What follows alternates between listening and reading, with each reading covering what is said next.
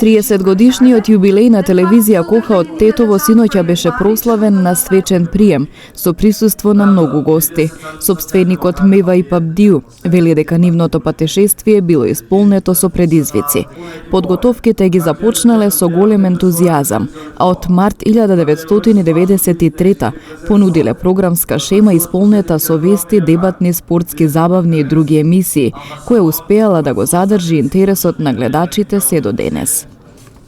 30 години телевизија е навистина голема радост, голем предизвик, затоа што е специфичен бизнис се медиумите.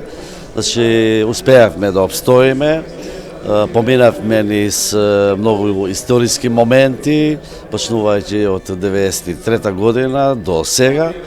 Јас сум многу среќен што на нашата публика секогаш сме им емитувале искрени вести, доверливи информации и дека секогаш сме биле во интерес на јавниот интерес во телевизијата.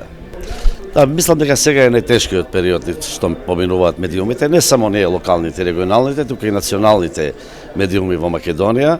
Знаеме дека социјалните мрежи повлекува голем број на комитенти, а исто така и економската состојба во Република Северна Македонија е таква да нема буџет за сите медиуми кои се во државата. Мислам дека крајен рок сега е владата да изнајде начин во новиот закон за медиуми да внесе некој член каде што ќе се субвенционираат медиумите по некоја логика или по некоја формула која ќе биде договорена заедно со медиумските заедници.